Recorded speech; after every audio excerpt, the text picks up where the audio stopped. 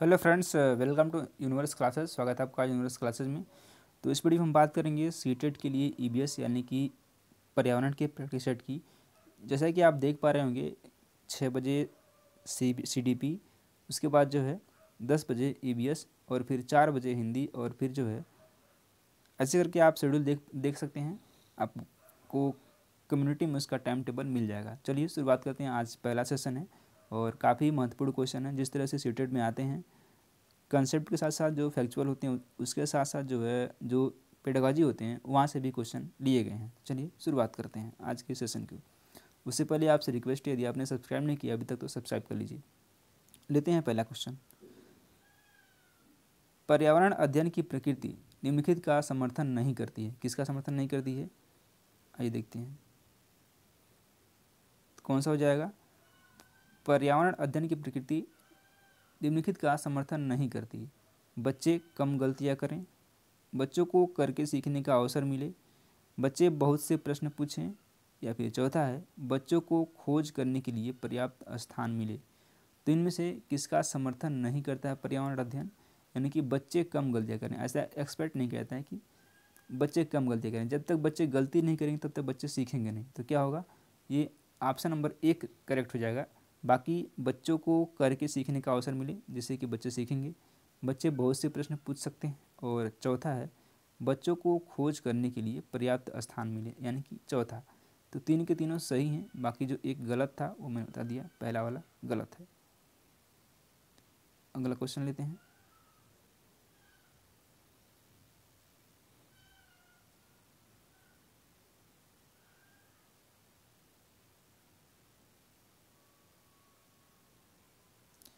एक शिक्षिका कक्षा 4 के शिक्षार्थियों को पढ़ाने के लिए पौधे अंतर वस्तु का चयन किया गया। उसने सीखने के लिए निम्नलिखित अवसर प्रदान किए। समूह में पत्तियों का संग्रह करना, पत्तियों के आकार, स्वरूप और अन्य विशेषताओं पर चर्चा करना, अपनी वनस्पति संग्रहालय बनाना, और इन्होंने इन 3 तरह के अवसर दिए। इस प्रकार की गतिविधियों हेतु शिक्षिका को किस बात के लिए सबसे अधिक प्रोत्साहन नहीं देना चाहिए? जितनी अधिक पत्तियों के बारे में संभव हो उतना उनके नाम याद करने में बच्चों की पहल। दूसरा है बच्चों द्वारा कार्य का विस्तार, बच्चों का निरंतर गतिविधि में लगे रहना, और चौथा है बच्चों की परस्पर क्रिया, अवलोकन और सहयोग करना। तीन में से सभी के सभी क्या हैं? सही हैं, कोई इसमें से गलत नहीं है। इसीलिए जो है क्या होगा, इनमें ऐसा कोई ऑप्शन है जो कि गलत होते हैं, यानी कि सभी के सभी क्या हैं? सही हैं। चलिए अगला क्वेश्चन लेते हैं। शिक्षार्थियों का आकलन करते समय पर्यावरण अध्ययन की शिक्षिका को निम्नलिखित में से क्या नहीं करना चाहिए? बच्चों के पूर्व आकलन के साथ तुलना करना, शिक्षार्थियों की सीखने की क्षमताओं को ध्यान में रखकर सूचना दर्ज करना, और तीसरा है बच्चों के कार्य के केवल कुछ पक्षों पर ध्यान केंद्रित करना, चौथा है बच्चों के कार्य से संबंधित गुणात्मक उल्लेख करना।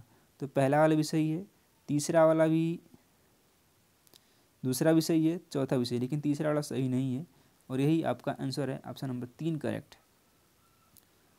प्राथमिक स्तर पर पर्यावरण अध्ययन में समुदाय यानी कि सीखने सिखाने का एक महत्वपूर्ण संसाधन है, क्योंकि यह एक बहुत सस्ता संसाधन है, यह आसानी से उपलब्ध होने वाला संसाधन है, इसमें समझदार और बुजुर्ग व्यक्ति होते हैं, चौथा है यह वास्तविक स्थितियों में सीखने के अवसर उपलब्ध कराता है। तो क्या है? यह वास्तविक स्थितियों में जो सीखने के अवसर हैं वह उपलब्ध कराता है। ऑप्शन नंबर चौथा करेक्ट हो जाएगा। अब जो पेड़ की सच्चाई है वो तो सच्चाई है, यह एक बहुत सस्ता संसाधन है नहीं, ऐसा तो नहीं है। यह आसानी से उपलब्ध होने वाला संसाधन नहीं है। होता क्या है, इससे जो बच्चे सीखते हैं वो वास्तविक रूप से सीखते हैं। जैसे बच्चों को यदि जंगल दिखाना है, उसमें कई तरह के पेड़ पौधे होते हैं, वो दिखाना है, तो वास्तविक है, वो बिल्कुल करेक्ट है। वहाँ से बच्चे आसानी से सीख भी सकते हैं। तो चौथा ऑप्शन क्या है? सही है। गुरप्रीत पहली बार, बात करते हैं, इस तरह क्वेश्चन सेटेड में जरूर पूछे जाते हैं। गुरप्रीत पहली बार रेलगाड़ी से नई दिल्ली से चेन्नई गया। अपनी रेल यात्रा में उसकी गाड़ी के द्वारा निम्नलिखित में से किस नदी को पार करने की संभावना नहीं है? गोदावरी, गंगा, कृष्णा, नर्मदा। तो गुरप्रीत कहाँ नई दिल्ली से चेन्नई गया है, तो उसमें गंगा नदी पार करने की संभावना नहीं है, बाकी ये तीनों को पार करने की संभावना है। तो दूसरा ऑप्शन क्या है, सही है। हमारे देश में निम्नलिखित स्थानों में से कौन सा ठंडा रेगिस्तान है?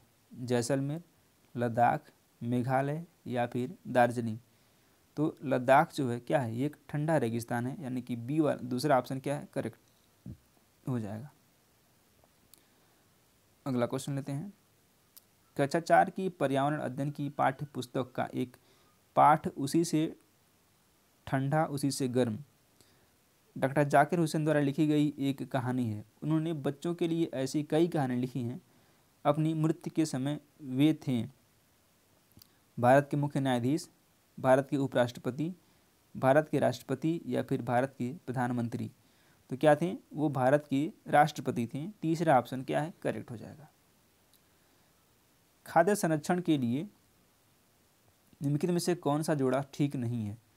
आलू चिप्स, दूध पनीर, सेब जैम या फिर कच्चा आम अचार। तो क्या ठीक नहीं है, दूध और पनीर। दूसरा ऑप्शन क्या है, सही है। निम्नलिखित का अध्ययन कीजिए। चलिए अध्ययन कर लेते हैं। कौवा पेड़ की ऊंची डाल पर अपना घोंसला बनाता है। इस घोंसले को बनाने में कई प्रकार की चीज़ें, यहाँ तक कि लकड़ी की शाखाएं और लोहे के तार भी होते हैं। एक चालाक पक्षी भी है जो अपना घोंसला नहीं बनाता और कौवे के घोंसले में अंडे दे देता है। बेचारा कौवा अपने अंडों के साथ इन अंडों को भी सेता है। यह पक्षी कौन सा है? कलचिड़ी, बसंत गौरी, कोयल या फिर शकरखोरा। तो वह चिड़िया कौन सी है या फिर वो पक्षी कौन सी है? वो कोयल है, यानी कि तीसरा ऑप्शन सही है। अगला क्वेश्चन लेते हैं। निम्नलिखित में से कौन बीज नहीं है? पूछा गया कौन सा इसमें से बीज नहीं है? गेहूँ, काली मिर्च, साबूदाना या फिर सौंफ। तो गेहूँ भी बीज है, काली मिर्च भी बीज है, सौंफ भी बीज है, लेकिन साबूदाना क्या है, ये बीज नहीं है। तो तीसरा ऑप्शन क्या है, सही है। रिहाना अपने परिवार के साथ केरल जाती है। वहाँ उसे ऊंचे वृक्ष दिखाई पड़ते हैं जो उसके गृह नगर शिमला के ऊंचे वृक्षों से भिन्न है। उसने केरल में कौन से वृक्ष देखे होंगे?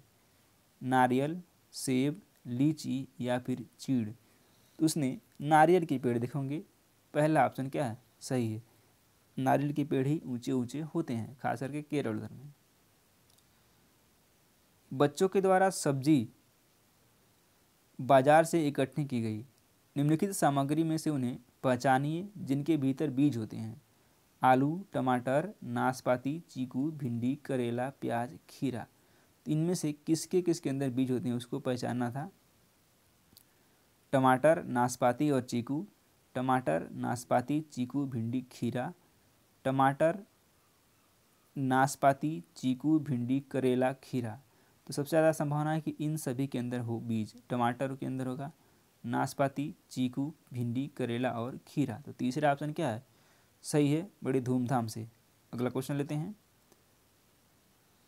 नीता आंध्र प्रदेश जाती है और 2 साड़ियाँ खरीदती है जो खास तौर पर वहीं बनाई जाती है। वे क्या कहलाती हैं? पोचमपल्ली और कलमकारी, पोचमपल्ली और कांजीवरम, कलमकारी और चंदेरी, कलमकारी और कंधा। क्या कहलाती हैं? पोचमपल्ली और कलमकारी कहलाती हैं। पहला ऑप्शन करेक्ट है। तो चलिए सेशन को आज यहीं तक रखते हैं। आई होप आप इसको समझ पाए होंगे, आप इंजॉय किए होंगे। और कैसा लगा वीडियो कमेंट बॉक्स में कमेंट करके बताएं। धन्यवाद।